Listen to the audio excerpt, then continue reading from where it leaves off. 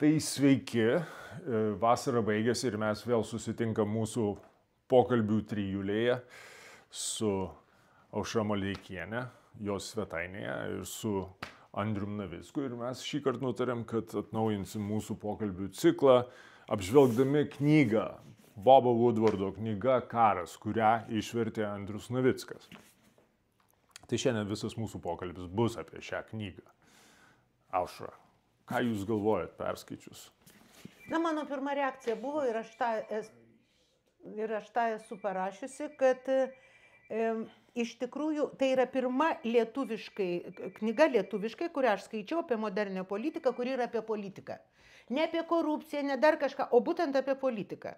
O kas yra politika ir kas iš tikrųjų yra? Tai labai sudėtingas moralės toks judesys, kiekvieno politiko suvokimas, kad priešais tave irgi sėdi moralus objektas, kuris irgi gali turėti kitus matymo kampus. Ir šitoje knygoje tai yra labai gražiai parodyta, nes parodytas kontekstas, kaip priimami politiniai sprendimai. Pavyzdžiui, prieš Ukrainos karą, kada vyksta ilgos diskusijos tema Amerikos administracijoje, ar paskelbti priešingai negu įprasta, kad karas tikrai bus, kad jam būtų ruošiamasi, arba, pavyzdžiui, Gazos atveju, kaip iš tikrųjų tenai kokios nuostatos yra Netanjahu atžvilgiu administracijai, bet kaip jie vis dėlto tuos sprendimus bando pateikti, ieško kažkokių. Tai yra moralės ir retorikos, bet ta sąjunga, nes tu, kada turi moralinį sprendinį, tu turi jį pagrysti tam tikrais argumentais, tam tikra retorika, tam tikra jausena. Ir tas knygoje yra iš tikrųjų labai įdomiai parodyta.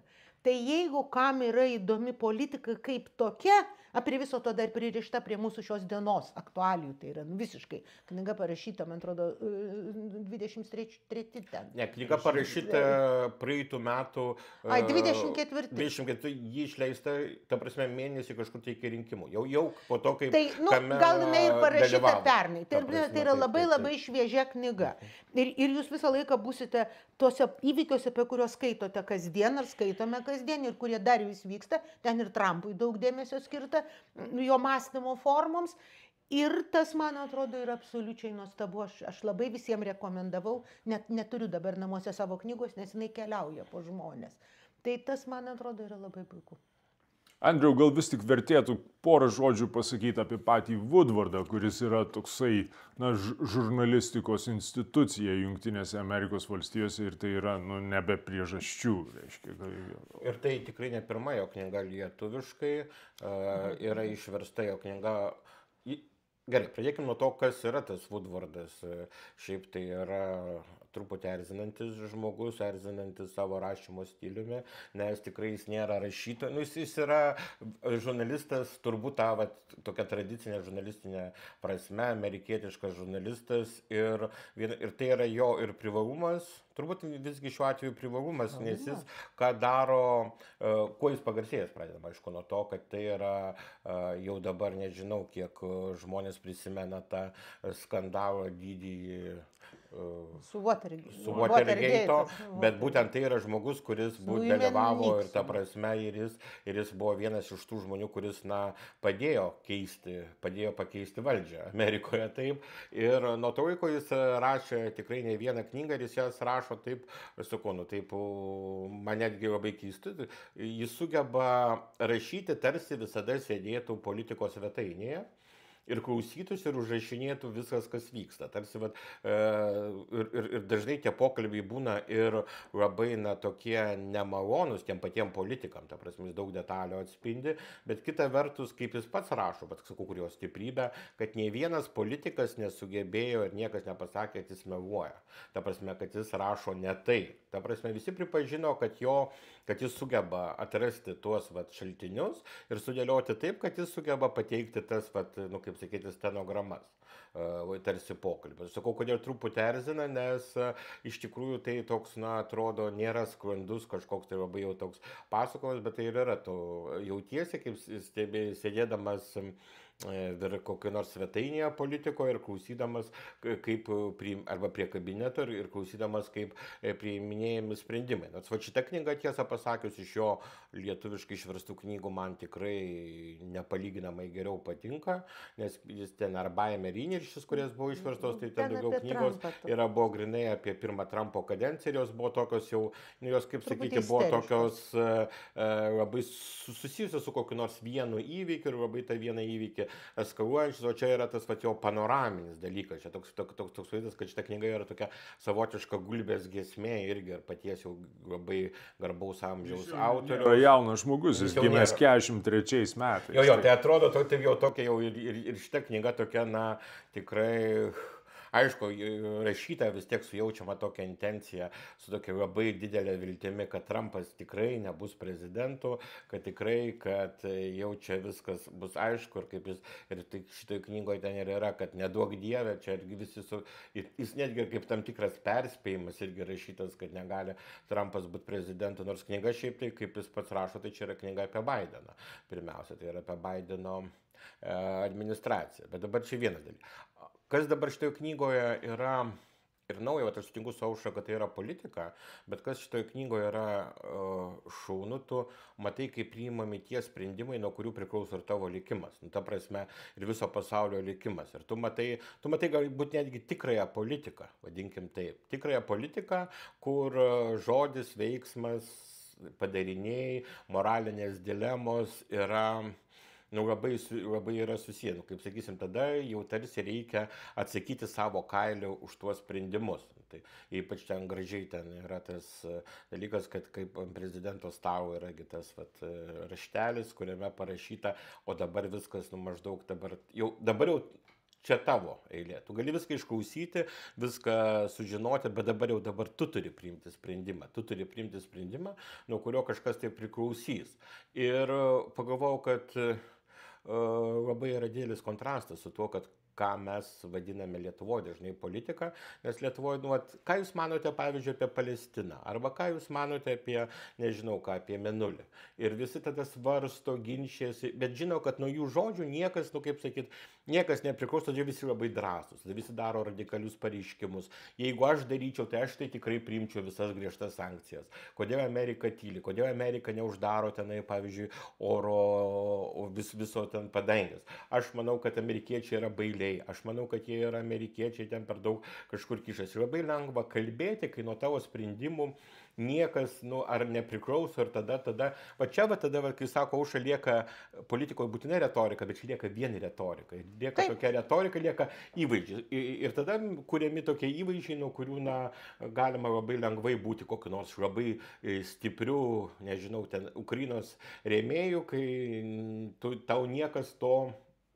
Tu neaukoji nei euro, arba tu nieko neprisidedi, tu šiaip, tu turi pakalbėti, tu užėmi tam tikrą estetinę poziciją. Ir kartais tikrai pamatai, pakyli tą politiką, šitoje knygoje, kurioje sprendimai jau yra etiniai, kaip sakyti, ne estetiniai, kai kartais Lietuva. Aišku, aš atsiprašau dabar už tą pirmą ilgą kalbėjimą, bet dar noriu kaip kontekstą pasakyti. Man dar vieną, aš visgi brėšiu ribą, aš dar verčiau knygą, kuri vadinasi apie Čerčilį didybę. Čerčilio didybę.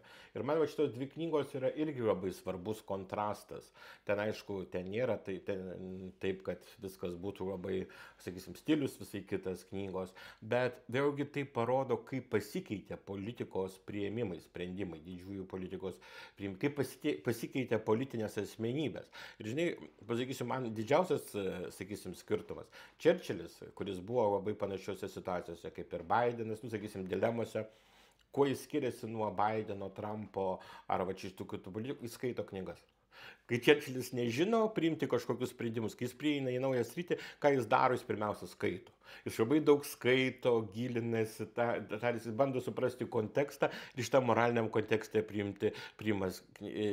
priima kažkokius tai sprendimus. Ta prasme, tam tikrą prasme jis tarėsi su tradicija, jis tarėsi su kažkokia tai moralinė tradicija.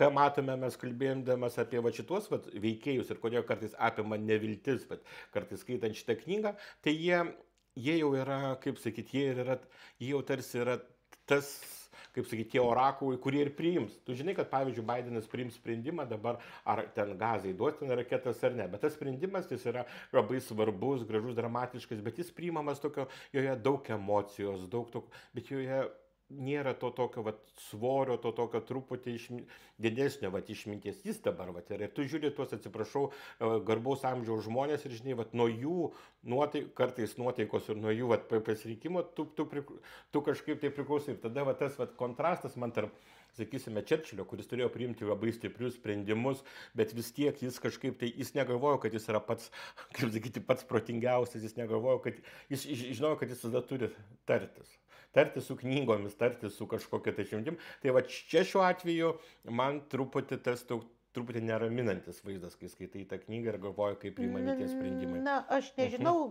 iš kur tu darai tokią išvadą, kad neskaito, bet aš tiesa esu buvusi Čerčilio namuose ir aš tokioje bibliotekoje tai iš vis neičiau, jau jokių sprendimų daryti, tiesiog sėdėčiau.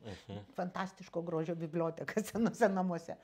Ir knygų daugybė, tai yra su ko tartis. Aš nežinau, aš negalėčiau pasakyti, kad Bidenas yra kažkoks toks neskaitantis, tiesiog, čia yra gal jau vis dėlto... Paties konteksto. Ne, tai yra ir konteksto klausimas, todėl kad aš prisimenu ten Bideno visokius svarstymus, tie svarstymai yra tokie, kad vis dėlto jis dažnai svarsto, ar labai agresyvus išėjimas išspręs klausimą. Aš nežinau, ar šitas tai tikrai yra visą laiką kontekste, ypač Gazos klausimas. Ir tame tai aš čia kaip čia su knygų neskaitimus, tai aš nelabai suprantu. Bet papildant šitą, ką jisai skaito ir su kuo jisai tarėsi, tai šiuo atveju ne su knygomis, bet su žvalgybos ataskaitomis ir savo žvalgybos patirėjais. Viso to nelabai tiki, todėl kad žvalgybos jau yra parodžiusios klasę per Irano. Matote, aš atsiprašau, aš gal ne taip pasakiau, aš nenoriu nuvertinti. Aš ne tai, kad norėjau nuvertinti, ar kad Bideną, ar kad amerikiečius, bet aš turiu omeny, kad apskritai, kaip pasikeitė politika, kaip sakyti, taip. Niekada Čerčilis neturėjo tiek informacijos. Būtent žvalgybinės, kažkokios specializuotos. Ir dėl to dažnai jam teko remtis, jis aišku būdavo taip, kad jis staigiai iš vienos ministerijos perėmė į kitą ir jis ką darydavo, pirmiausia, jis skaitydavo kontekstą, nes jis iš tikrųjų nieko nežinodavo. Ir viskas. Bet čia normalu politikoje. Bet čia normalu. Bet jis nelabai turėdavo ir kartais sprendimai turėdavo tikrai būti, kaip sakyti, juose būdavo daugiau moralinio pasirinkimo dėl to, kad, kaip sakyti, kuo mažiau informacijos, kuo mažiau tu turi tokio, žinai, informacijos, tu turi kažko tai remtis, kažkokią tai bendrą tradiciją. Nesakau, kad tai yra gerai būtinai.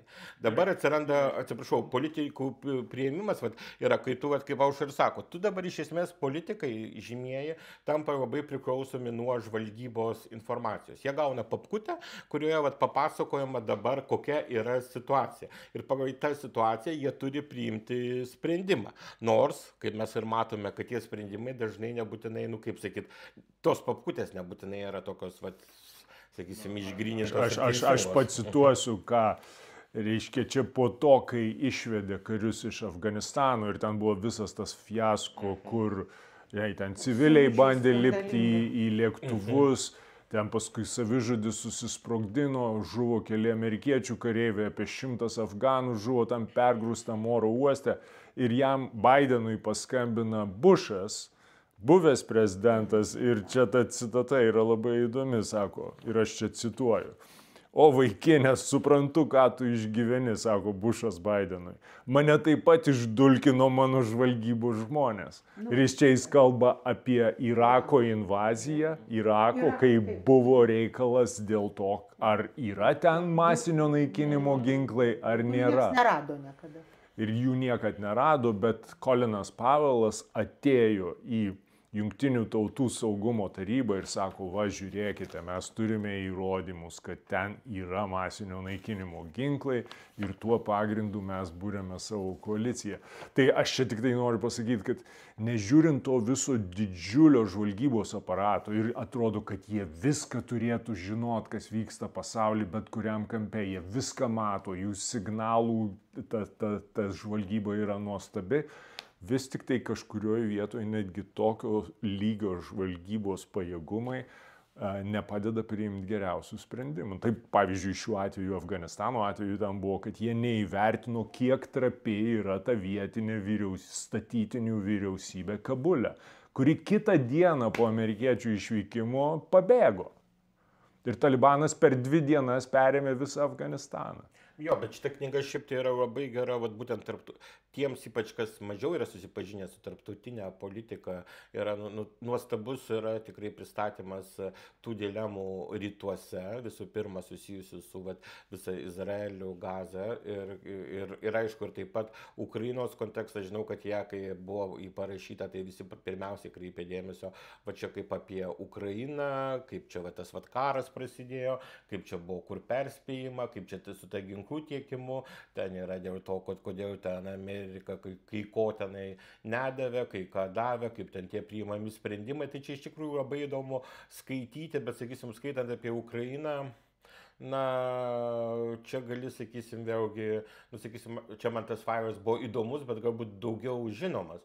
Sakysim, jeigu galvojant apie Izraelio ir apie artimųjų visų rytų konfliktą ir apie tas dilemas, tai tikrai daug kurių vietoj tikrai taip skaičiau kaip tokį trilerį, kuriame galvojau, čia tai tikrai neduok Dieve būti sprendimų priėmėjų, nes jokių sakysim, čia neegzistuoja kažkoks tai aiškiai teisingas sprendimas, neteisingas. Ir kita vertus, kad už to sprendimo yra dar daugybė kitų iš karto padarinių ir tada, sakau, čia viskas. Gerai. Tai, žiūrėk, aš atsiprašau, kad aš tave pertraukiu, bet mes prieisim prie Gazos, prieisim prie Izraelio, bet pirmiausia, turbūt tokie bendri dalykai. Vat aš Aušros norėčiau paklausti, apie knygos stilistiką jūs pradėjote. Ir Woodwardas rašo tokiu žurnalistiniu stilium, kuris yra, sakykime, toksai, jis leidžia pačiam skaitytojui susidaryti savo nuomonę. Jis pateikia faktus, išdėsto daugybę dialogų, išdėsto daugybę situacijų, bet jis pats nepradeda aiškinti, ar ne? Arba yra jo tos intervencijos, bet jos tokios minimalios. Vat kaip jums patinka toksai žurnalistinis stilius? Nes čia yra vienintelis žurnalistinis stilius, jokio kitokio aš nežinau. Lietuvos žurnalistikos didžioji dalis yra elementarus neišsilavinusių vaikų moralizavimas. Ar manęs, kaip, pavyzdžiui, žurnalistas klausė, labai įprastas Lietuvoje klausimas, tai kaip čia dabar vertinti? Ir klausė, tai... Būtent, kad mes puolam vertinti, kol nežinom faktų. Ir nežinom faktų, o jų darbas faktus surinkti. Tai jis surenka faktus. Ten, tarp kitko, čia nutilėta, kol kas tengi parašyta, kad yra 1000 pokalbių. 100 000 pokalbių. Ta prasme, ir tu tada tu surandi tuose pokalbiuose kažkokią giją. Jis ten dėkoja kažkokiai dar moteriai, pagalbininkai kažkai, kuri tą giją daro. Jo gija yra, aš sakyčiau, kad tai yra knyga, kurios pagrindinis klausimas, mano galvoj taip liko, kaip iš tikrųjų daromi politiniai sprendimai. Aš kaip žmogus, kuris 10 metų juos darė, aš iš tikrųjų, sėdėjau tikrai ir esu galvojusi čia. Man ta dalis apie Gazą netgi buvo mažiau įdomi, todėl kad aš tiesiog nenoriu girdėti nieko apie Gazą. Čia yra, ir man dabar, pavyzdžiui, vieną kartą, kai prasidėjo jau tas visas skandalas Gazoje, dar aš buvau Europos parlamente, balsavau už keletą rezoliucijų prieš atseit tą, Hamasą ir ten toliau. Ir aš mačiau tą valandos filmą, kur prieina žmogus iš Gazos, palestinietis, Hamasas tai yra palestiniečiai, tai yra nenuleisti iš mėnulio žmonės. Ir aš ta prasme, iš pradžių užsimerkiau, galvoju, aš nežiūrėsiu, o po to aš pažiūrėjau. Jis prieina prie nėščios moteris gyvos, perrėžė jai filmą, ištraukė vaiką ir metą. Arba kitas vaizdas. Izraelis šitos filmus rodė žurnalistams ir politikams. Aš nieko baisiau gyvenau. Aš visą laiką stengiausi galvoti, Aušra čia kinas, nusiramink, Aušra čia kinas. O tas antras dalykas, kuris man irgi paliko visiškai beviltišką įspūdį, tas vienas palestinietis, patinka kam ar ne, iš Hamaso, taip, jisai skambina savo mamą ir šaukia. Mama, aš didvyris, aš jau nužudžiau juo ten, man atrodo, 8, dar va, čia bus toj 10. Ir mama sako, tu tipo šaunuolis. Nu, aš išėjau ir aš supratau, kad kas toliau. Kodėl aš sakau, kad tai yra ir retorikos, ir komunikacijos dalykas. Aš vis dėlto manyčiau, kad šitą filmą turėjo rodyti visiems ir visur. Lygiai kaip tas galvas, kai nupjaudinėjo vienu metu islamistai.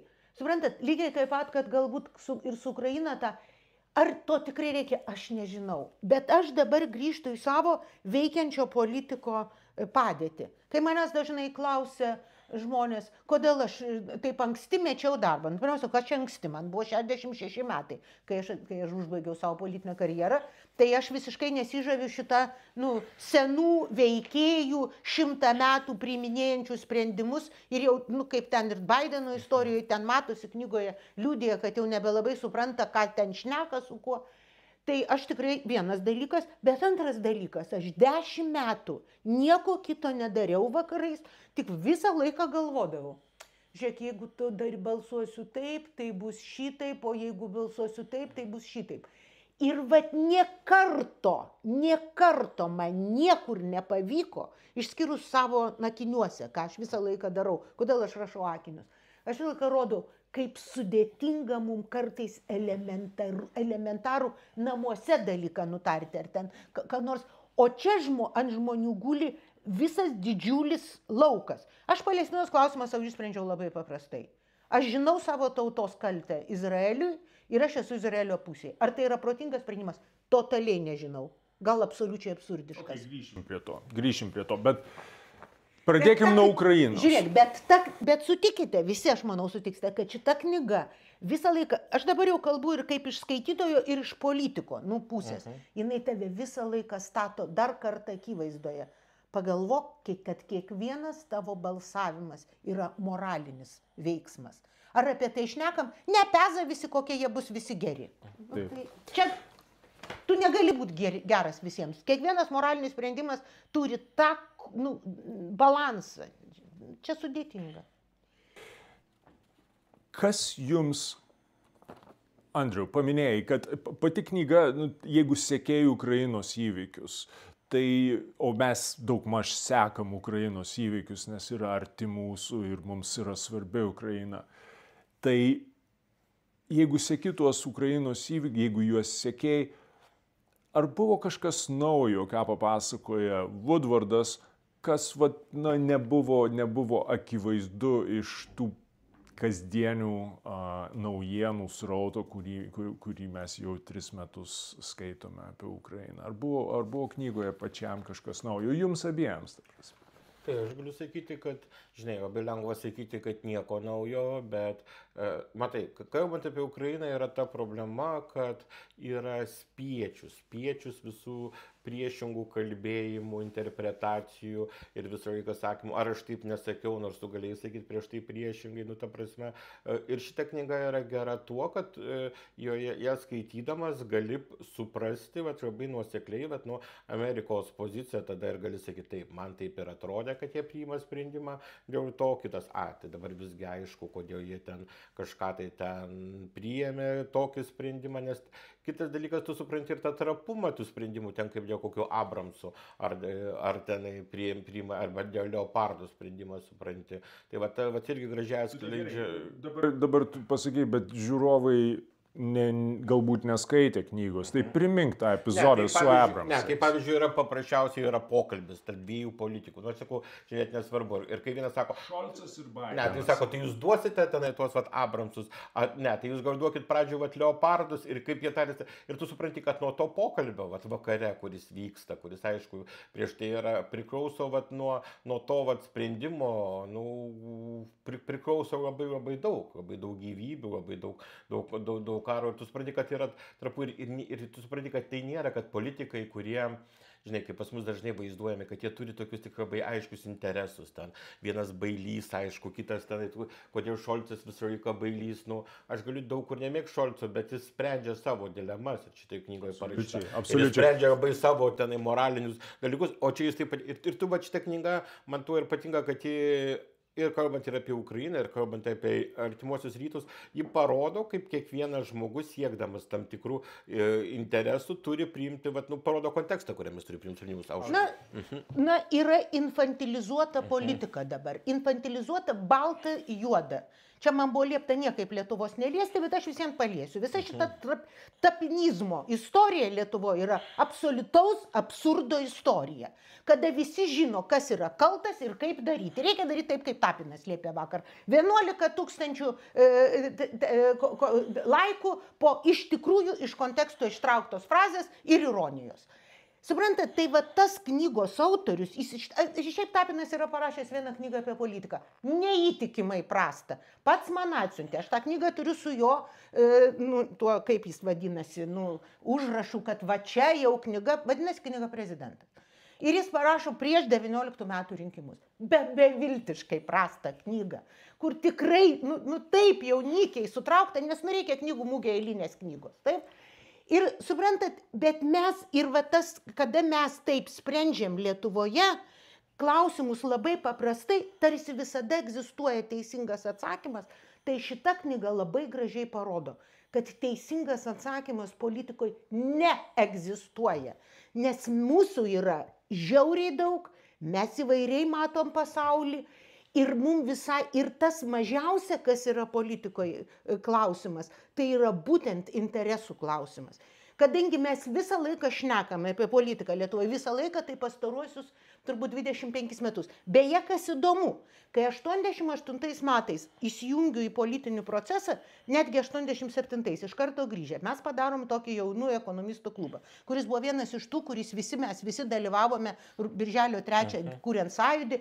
Mūsų pokalbiai būdavo ilgi ir mes labai ginčytomės apie kažkokias tai ekonomikos problemas, dar kažką tai. Ten visą laiką buvo idėjos. Palaipsniui, nuo kokių 95-6 galbūt tas skurdas, galbūt tas absurdas, kad po 2 metų būsim kaip Švedija Antanavičiaus, tuo metu toks buvo garsus ekonomistas. Absoliutus absurdas, nepasidaro taip paprastai laukai. Taip toliau galų gale mus atveda į tą situaciją, kai išeina žmogus, kuris yra tikrai nulis, Nausėda. Ekonomikoje jis yra, jo žinios nulinės. Ta prasme, jisai visą gyvenimą vieną šneka ir išeina su šūkiu gerovė. Ir kadangi gerovė visiems galvoje skamba kaip sprendinys, būtent jo problemų, jisai nugali. Situacija ir keičiasi nuo to, ne, jinai yra lygiai tokia pat chaotiška. Ir kodėl? Todėl, kad mes neturime to diskurso. Bet kuo skiriasi Lietuvos politika nuo 88, kai atsiranda sąjūdis, iki kokių 95, jinai buvo apie idėjas. Apie tai, ar vienas kelias tinka, ar mums ten eiti taip, ir ekonomiko ir taip toliau. O po to pasidaro, laisvosios rinkos instituto žiūrės. Nereikia mokesčių, reikia laisvės ir mes čia tuoj padarysim laimingus. Padarėm, mes iš tikrųjų esam greit auganti ekonomika. Bet vis vien mes nepralenkėm 35-38 metų Sovietų sąjungos, kur tiesiog suvežė žmonės į lagerį ir jie be darbo dirbo. Niekada niekas nepralenkė augime. Ir žiūrėkite, šita knyga yra tuo fantastiška. Visiems labai rekomenduoju. Aš ir asmeniškai pokalbiuose sakau, šita knyga, jinai yra žurnalistiškai puikiai, kad jinai neverčia tavęs priimti vieno ar kito, neturi to tokio moralinio, kaip pas mus dažnai knyga. Jie pradeda rašyti knygą autoriai Lietuvoje. Aš, kadangi man liepia nesakyti, tai nesakysiu, bet jūs žinote. Tu. Ir kadangi nuo pirmo puslapio tu žinai, ko jis nemėgsta. Ir tada aišku, mes visi žmonės ir mes tikrai kažko mėgstam, kažko nemėgstam, kažkokiam idėjom pritarėme, ne? Bet kai tu rašai, išlaikyt jis akivaizdžiai yra demokratas pagal savo tokį mąstymo formą, autorius. Aš nežinau, bet man toks įspūdis. Tiesiog stengiausi sąmoningai nesigilinti. Bet jisai parodo tą visą sudėtingumą kiekvieno sprendimo pusių. Ir aš Lietuvoje žiauriai pasigendu, o tai ir yra tikroji politika. Todėl, kad tame pašnekėsyje, jeigu mes kalbėtumėm susėdę ilgai apie idėjas, 2-3 valandas, žiūrėk, o kodėl vis dėlto tu galvoji? O dabar pagalvok, o jeigu iš kitos pusės, tas sprendimas ateina. Aš beje šitą, tokį mąstymo būdą politinių sprendimų mačiau Europos parlamente, kai būdavo frakcijos susitikimai, kurių nerodo žurnalistams ir ten jų neįleidžia, sėdi tik politikai, šitos. Ir visos šalis pasako savo poziciją ir tu labai aiškiai supranti, kaip tos 27 šalis tą patį mato visai kitaip, kaip visai kitą akcentas. Ukraina iš tikrųjų visam rytų flangui žiauriai svarbi, bet pavyzdžiui Portugalai ir Ispanai labai logiškai sako, bet palaukite, kai pas mus ėjo Afrika ir mes nebežinojom, ką daryti, jūs sakėt, kad čia jūsų reikalas. Tai gal dabar išgirskit, kad čia jūsų reikalas Ukraina.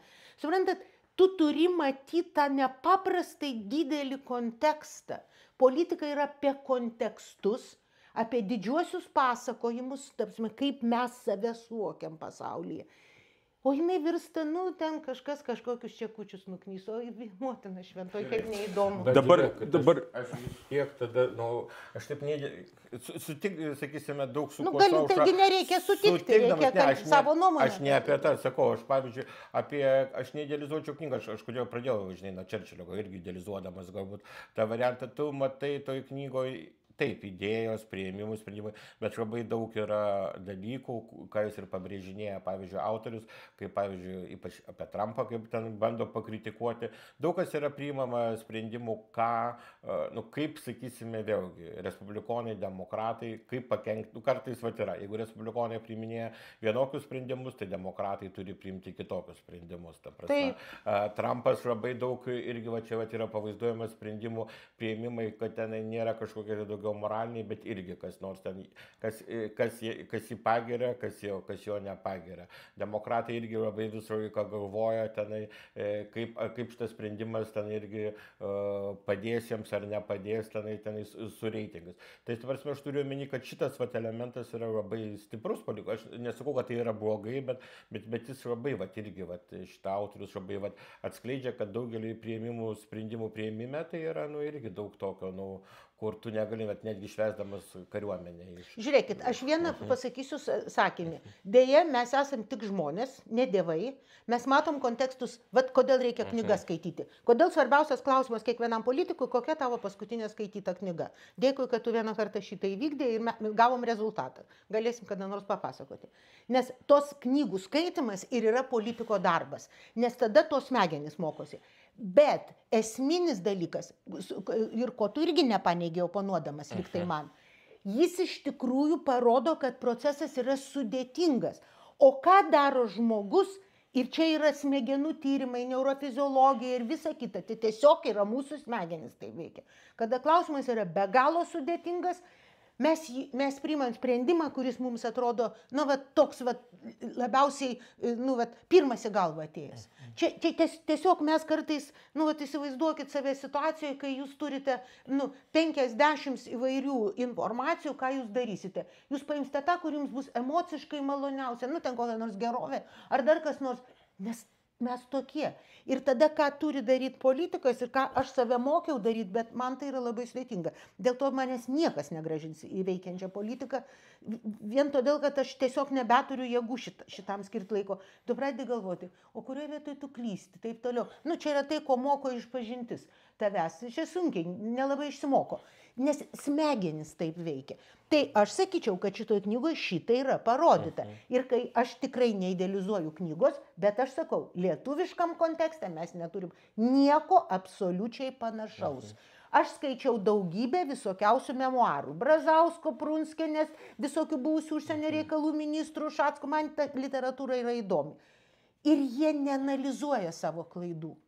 Aš sėdžiu ir galvoju, kad kas man būtų gyvenimo pabaigoje įdomus darbas, kaip visą laiką sakydavau, kad būtų įdomu išversti Keynesą, tai jau padariau.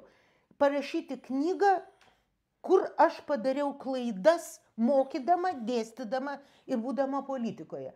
Nes tai yra iš tikrųjų įdomiausia. Tai žurnalistas jis yra stebėtojas iš šono. Jis neanalizuoja jų klaidų labai logiškai, bet jis papasakoja jiems, kaip jie atrodė ir tada jau galima toliau mąstyti, o kaip tas viskas vyksta. Tu drąsiau kalbėk. Man įdomus buvo epizodas, kaip buvo buriama Ukrainos palaikymo koalicija. Ir čia buvo iš tikrųjų labai toks drąsus žingsnis ir jis buvo susijęs su žvalgybos informacijos atskleidimu platesniai visuomenei. Ir aš čia pacituosiu keletą žmonių, kurie knygoje yra cituojami tiesiogiai. Tai ten yra vienas nacionalinio saugumo pareigūnas pavarde Faineris ir jisai sako taip. Išslaptinkime dalį žvalgybos informacijos apie Rusijos karo planavimą. Čia apie tą laiką, kai rusai pradėjo telkti kariuomenę ties Ukrainos sieną. 21 vasarą turbūt. 21 netgi pavasaris buvo. Jie ten darė tas pratybas ir paskui ta kariuomenė taip ir neišvažiavo, pasiliko prie Ukrainos ir paskui ten prasidėjo papildymai ir taip toliau. Tai, citata. Išslaptinkime dalį žvalgybos informacijos apie Rusijos karo planavimą ir strategiškai ją dalinkimės. Trumpai tariant, dominuokime informacinėje erdvėje, kad Putinas prarastų netikėtumo momentą. Ir šitas dalykas atrodo, tai ką, dalinkimės žvalgybos informaciją. Turėkime omeny, kad žvalgybos informacija visada yra ypatingai slapta. Ir ji yra tos vyriausybės, kuriai ta žvalgyba tarnauja. Kitas pareigūnas sako, Kalas, jo pavardė Kalas. Matydami šią žvalgybinę informaciją turime dirbti viršvalandžius, kad sąjungininkai stotų į reikiamą pusę, kad pasitikėtų žvalgybinę informaciją, pamatytų atvažiuojantį traukinį, kurį matome mes ir pasiruoštų reaguoti. Ir čia Woodwardas sako, buvo atsisakyta pasenusius itin griežtomis dalymosi žvalgybinė informacija, itin griežtos dalymosi žvalgybinė informacija tvarkos ir kuriama nauja, skirta nugalėti Putiną jo paties žaidime.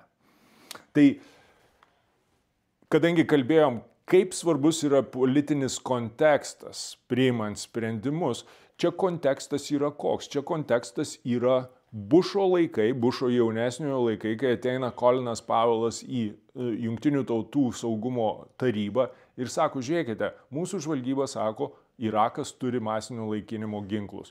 Pasirodo, neturi, ar ne?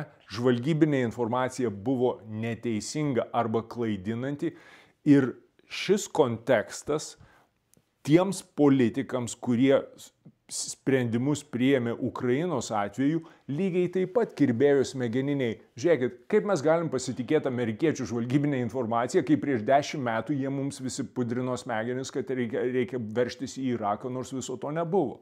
Tai man va šis posūkis buvo toksai reikšmingiausias. Ir atsimenat, kai visa visuomenė matė, amerikiečiai tikrai dominavo toj informaciniai erdvėj ir tada ir visuomenės įsijungia, ne tik tai, kad politikai įsijungia į Ukrainos palaikymą, bet ir visos visuomenės sako, žiūrėkit, kas vyksta, čia kažkas vyksta. Bet Vytautai, va šitą vietoje tu labai kažkaip gerai pacitavai ir aš galvoju, tikrai šitą knygoje labai svarbi vieta ir galvojant apie dabartinį mūsų kontekstą, kai mes taiga pradedame klykti, rėkti, Amerika mus paliko, Amerika ta prasme nebesirūpina, ką daro Amerika, koks ten yra Trumpas, yra kaip jis dabar bėga, žinai, nuo Ukrainos.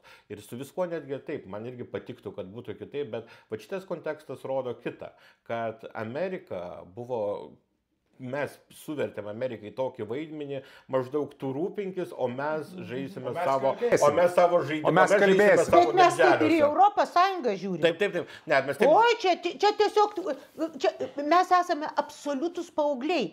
Dabar mūsų ūkininkai baisiai nervinasi. O Jėzus Marija, kaip čia Lietuvai dabar neduosite, kiek jiems reikia? Palauk, kažkas tai tos suneša pinigus.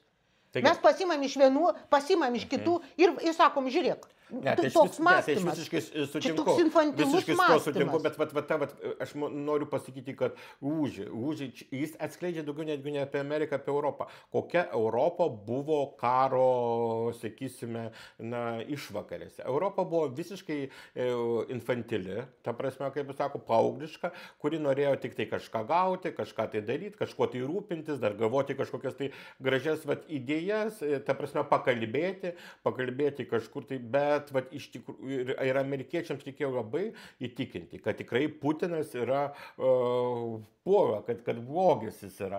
Ir dabar šiuo atveju galime matyti tą, kokia įvyko transformacija. Ir kita vertus matome, kaip ta transformacija, kodėl jį vyko ne iki galo. Kodėl vėl išrinkus Trumpą, pradžioje visi, ir kai Trumpas tarsi buvo Putino pusėje, jis neaišku, kurio pusėje iš jūsų būna, staiga Europa sakė, mes turime pabusti, bet dabar jau Europa kokį gerą pusmetį pasakoja, kaip ji turi prabusti. Ir toliau pasakoja. Čia lygiai panaši situacija, kaip ten karo pradžioje, irgi Europos sako, mes turime prabusti, mes turime keistis. Bet be Amerikos, be žadintuvo mes negalime kaip niekaip tenai prabusti. Mums reikalinga Amerika kaip žadintuvas. Tai galėtų žadintuvas, ir jeigu žadintuvas neveiks, mes nesibūsime tada.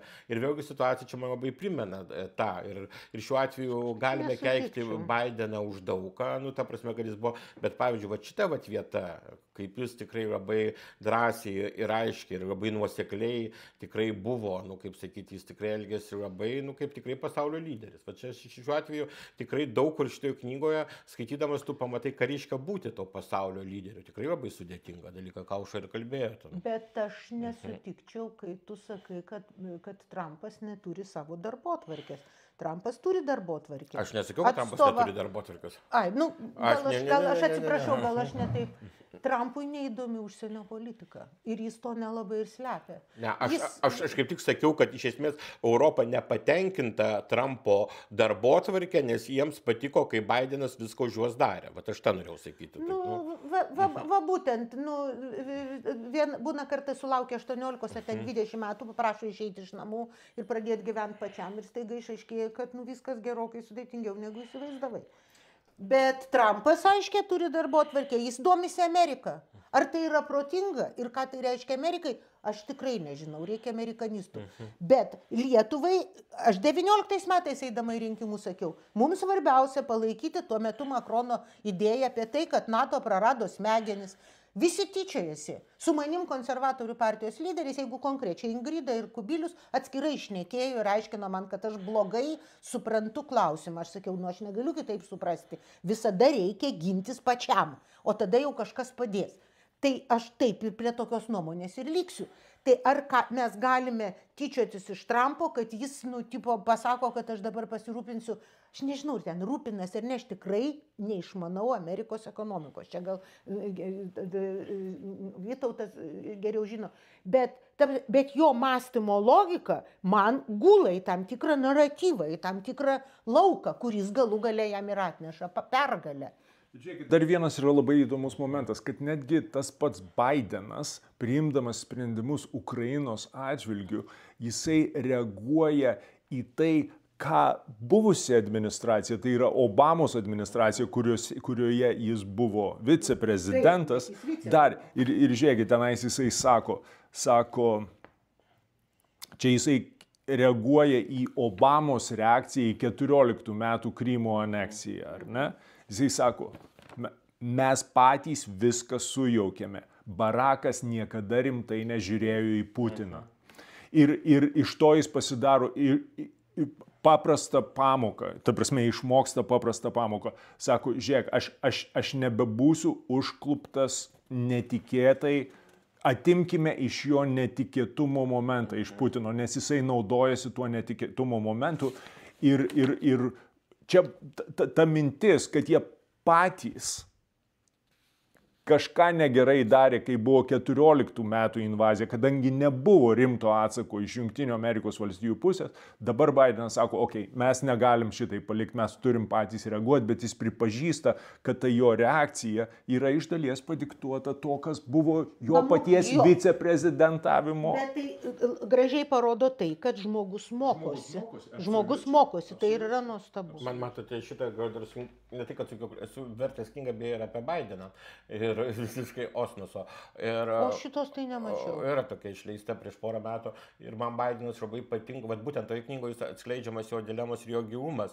Ir šiuo atveju man tik tai daugiau gaila kalbėti apie sveikatos jau problemą, žinai,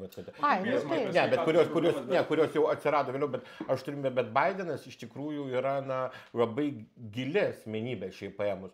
Ir šiuo atveju jo tas ir mokėjimas būti skirtingų negu Obama yra labai svarbus elementas. Jis ta prasme ir šiuo šiuo atveju tai nėra, mes jau irgi trafaretizuojame kartais demokratus, respublikonus, tą patį Trumpą labai bandom įkišti, kaip Aušra teisingai sako, į tokį savo labai kurpalį arba Bideną labai norime ten bet jie yra, šitą knygą atskleidžia, kad jie yra asmenybės, čia tas yra balta juoda, ir nelieka jokios politikos, tiesiog vaikai žaidžia darželyje. Leiskite paklausti apie tame Ukrainos kontekste ir tada perėsim prie Gazos ir Izraelio klausimų, kurie irgi yra labai įdomus. Bet tas klausimas, Putino strateginis išskaičiavimas, priimant sprendimą įsiveržti į Ukrainą. Keli dalykai nebuvo nauji. Tai pavyzdžiui, tai, kad pandemijos sąlygomis jisai buvo paniškai bijodamas apsikrėsti COVID-u, jisai atsiribojo nuo savo patarėjų, ten buvo tik tai keli, prie kurio ten galėdavo prieiti ir iš esmės tai buvo keli žmonės, su kuriais jis tardavosi, kurie iš esmės atkartodavo tai, ką jis norėdavo girdėti. Tai reiškia, užsidaro tokiam uždaram labai siauram ratelyje ir tada vienas kitą užmaitina, taip sakant, ir nebėra jokios diskusijos, jokių alternatyvų svarstymų. Tai šitas dalykas buvo žinoma. Kitas dalykas, kas aišku buvo žinoma, tai kad jisai galvojo, kad europiečiai, būdami visiškai priklausomi nuo rusiškų dujų, niekada nuo šitos adatos negalės nulipti ir dėl to jų sankcijos bus silpnos ir trumpalaikės. Tai čia buvo tie dalykai, kurie man pačiam buvo žinomi iš anksčiau, bet sąsaja su Afganistanu. Kokias išvadas Putinas pasidarė iš Amerikos atsitraukimo iš Afganistano ir kaip jis interpretavo tada galimas pasekmes į jo invaziją? Ar jums buvo įdomus šis epizodas ir ar buvo naujas? Man negaliu sakyti, kad naujas, nes man kažkaip visą laiką atrodė, kad Putinas, kaip sakyti, rinkdamasis informaciją, Afganistanas jam parodė tą, kad jeigu ne Afganistanas, aš manau, kad jis dar būtų gerokai pagalvojęs, bet Afganistanas jam sudarė įspūdį, kad Amerika silpna, Amerikos kariuomenė yra, jau patiria, jie išgyvena vidinius tokius dalykus ir jie jau žodžiu, Afganistano kompleksas tikrai jiems neleis kažką tai daryti, lygiai taip pat, kaip tie visi išbandymai, galima sakyti, mes, ką patyrėme su Baltarusija, su visais ten tais stumiamais migrantais, jis irgi išbandęs daug dalykų, kokia yra ES reakcija, kur jis ilgai bandė, jis eksperimentavo, pradedant nuo Gruzijos, pradedant Ukrainą ir žiūrėjo, kaip ir jis padarė išvadą, man atrodo, šiek tiek per ankstyvą, kad šiuo atveju reikia verštis. Dabar man visada buvo ta mintis, kad jeigu jis dar būtų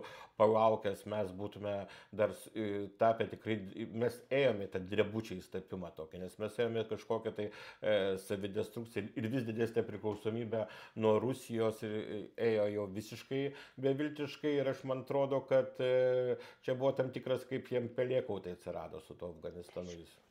Taip, čia yra tokia įdomi citata, jisai sako, reiškia, apie Amerikos karinės pajėgas. Štai karinės pajėgas, tiksliau apie Afganistano tos karinės, vyriausybinės karinės pajėgas. Sako, štai karinės pajėgos, kurias JAV dešimtmečiais rėmė, jos tiesiog žlugo. Amerikiečiai jų nepalaikė. Jisai juokėsi iš to ir sako, čia dabar man yra galimybė. Tai čia toks irgi įdomi dėlionės dalis, nes vis tiek jisai nuolatos bando silpnasias vietas. Gerai. Pereikim prie Izraelio ir Gazos. Taip. Mūsuose įprasta sakyti, čia toli ta Gaza, Izraelis ten amžinas konfliktas nuo 20 metų Balfūro deklaracijos, jie negali susitarti, jie nuolat kariauja.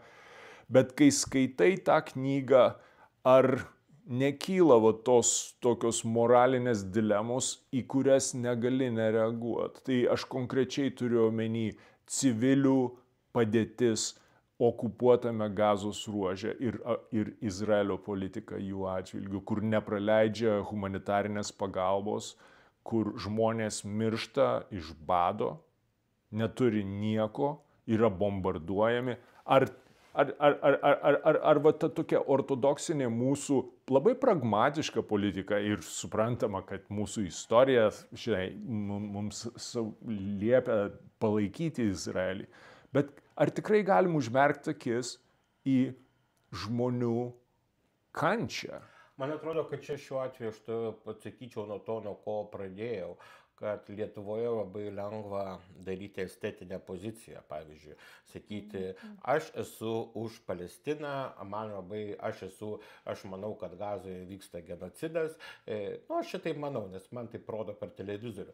Aišku, jeigu man bandytų ateiti koks nors sakysime, Hamas žmogus ir mane ten išprievartauti, nužudyti, galbūt manyčiau kitaip, bet kadangi man, nuo mano kalbėjimo, šiaip čia tik tai darosi toks estetinis dalykas ir man gražu būti taikdariu, tai aš taip geriau ir kalbėsiu. Arba iš kitos pusės sakyti, man viskas patinka, ką daro ten, žinai, Izraelis ir šiuo atveju ten reikia visus išnaikinti ir panašiai. Tai aš turiu vienį, kad tas yra labai toks kalbėjimas, kaip Aušra sako, juodas baltas, kuris yra, jis yra sudėtingas, yra kalbėjimas. Gerai, ir šiuo atveju aš pradėčiau nuo to gerai, aš toliau pratęsčiau. Sakysime, man atrodo, šitoje knygoje irgi gražiai parodo, kad Baideno dilema. Baidenas mato tą skausmą, kuris vyksta, bet iš kitos pusės ir mato, kad su Netanjahu labai sudėtinga susikalbėti, arba jis niekada, jis labai nemyli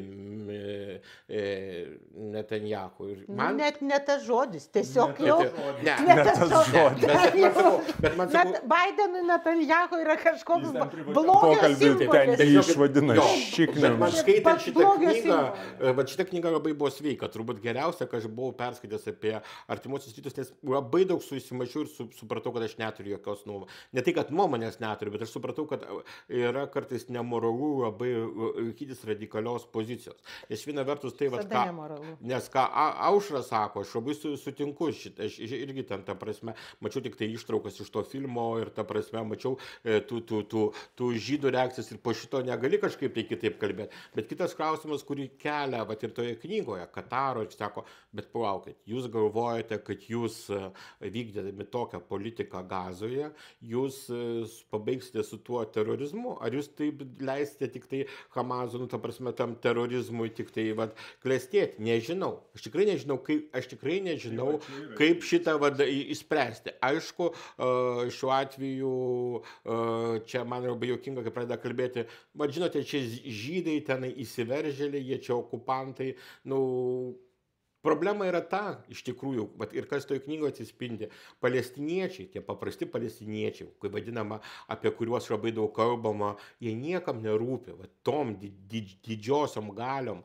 kurios ten irgi daro ten teroristus, aš turiu minėti, augina, jie iš tikrųjų turi tik tai kortą, yra kenčiantis palestiniečiai, jiem yra labai patogi korta, dėl kurios jie gali toliau kažką tai žudyti ir būti agresyvus, kaip jie patys jų nepriima ir taip, ir šiuo atveju aš nežinau, man buvo įdomu labai skaityti tos užkulisius, bet aš nuo to laiko, kai man dabar sakytų, reikia pripažinti Palestiną ar ne, man kažkaip tai visi šitie klausimai tokie atrodo, kad pas mus taip neatsakingai jie svarstomi. Ta prasme, atrodo, čia jie yra tokie estetiški, yra, performatyvūs. Bet visiškai. Šiaip yra labai įdomus dalykas, kad 2 dienos iki spalio 7, kada Hamasas įeina ir žudo, ten tikrai žudo iš eilės visus, įskaitant nėščias moteris gyvas, pjauna. Iš tikrųjų, 2 dienos iki tol buvo atlikta reprezentatyviai, ten pagal visus parametrus, apklausa apie palaikymą Hamasui, Palestinoje, būtent Palestinoje. Ir palaikymas buvo virš 50%. Suprantat, bet man tai visada, tai čia irgi mane verčia mąstyti. Šito nėra knygoje, bet aš šitas duomenis galiu net nurodyti, aš juos iš Foreign Affairs turiu. Bet yra, ir tą tyrimą, ir jų apžvalgą.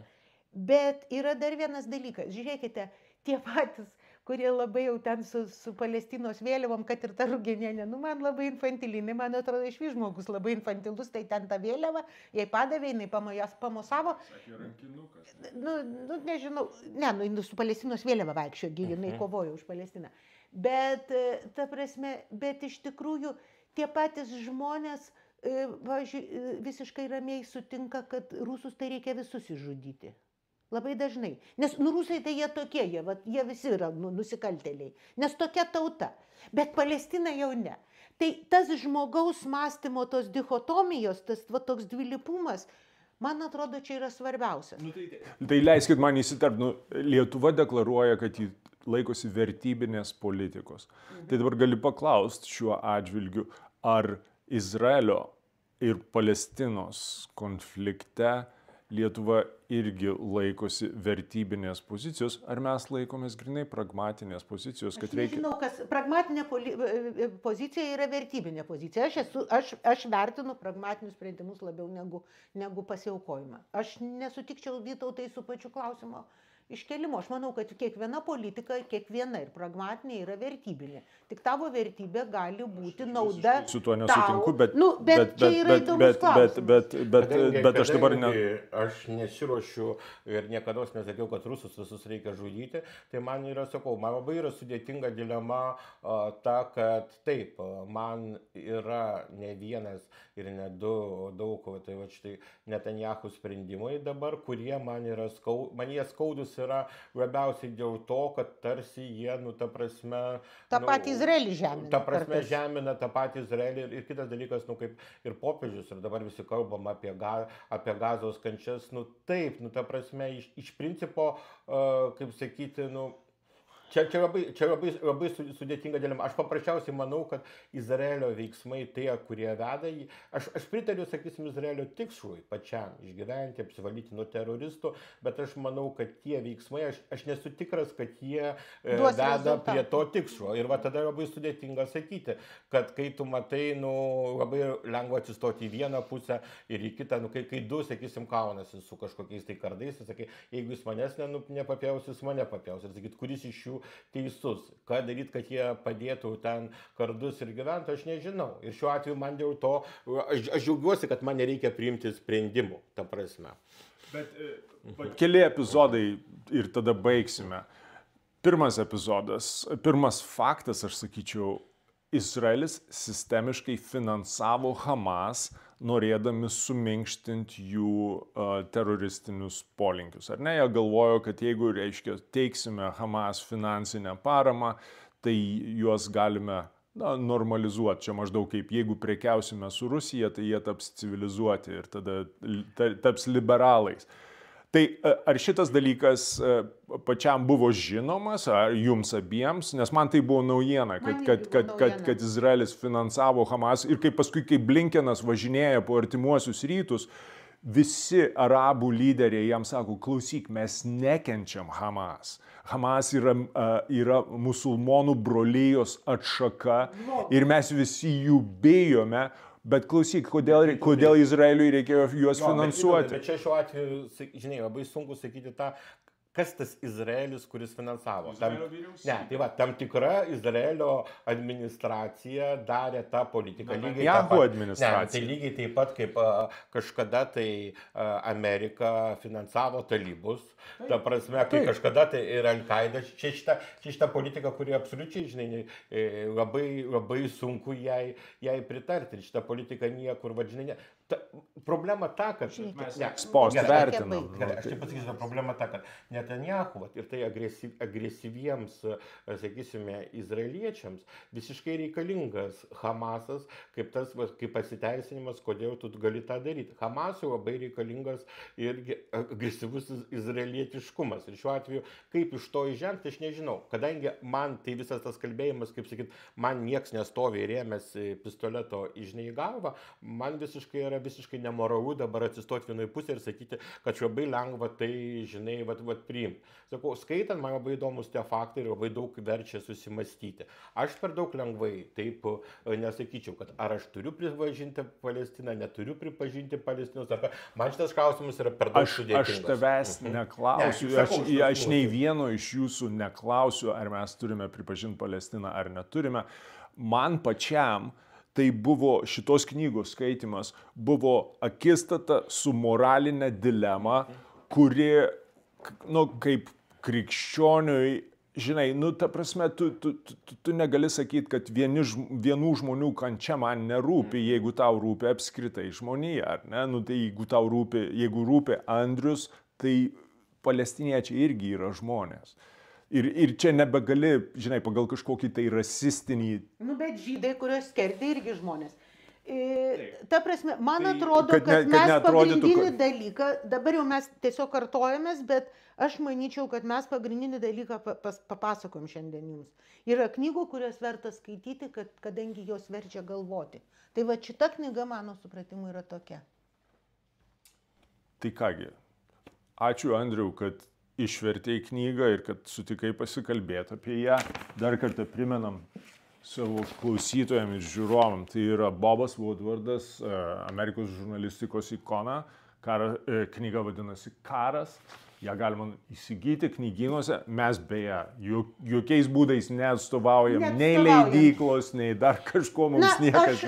Aš galiu pasakyti, leidykla man knygą padovanojo, bet be jokių įpareigojimų. Ir jeigu man knyga nepatiktų, man padovanojo. Tai aš tiesiog, kai tu sakai, kad visai nesusiję, tai aš gavau ją dovanų iš leidyklos. Dabar jinai keliauja, kad daugiau kiti žmonės skaito, bet aš tikrai nuoširdžiai siūlau jums skaityti, todėl kad jeigu jums įdomi politika ir procesai, tai jūs labai daug klausimų galvoja. Knyga, po kurios lieka daug klausimų, tai yra gera knyga. Aš tai esu labai patenkintas, kad abudu pašnekovai nekibo prie vertimo ir tai viskas geras yra gerai. Vertimas. Tai tada viską tu gerai išverti. Man atrodo, kad man pačiam geriausia rezume to konteksto, kurį sudaro visos šitos knygos skaitimas, yra būtent tas kontrastas tarp performatyvios, tokios retorinės politikos, kurią dažnai mes užsiimam, nes mes nepriimam tų sprendimų. Lietuva nepriima tokių sunkių sprendimų, kurie aprašomi toje knygoje. Ir tas kontrastas tarp tos naštos, su kuria susiduria žmonės, kurie turi priimtos realius sprendimus, kurie turi realias pasiekmes, o ne tik tai gražiai kalbėti prieš kameras. Va čia yra tas didysis kontrastas, kurį ši knyga padeda įsisąmoninti. Tai Vytas Adomaitis. Baigiam gal. Ačiū.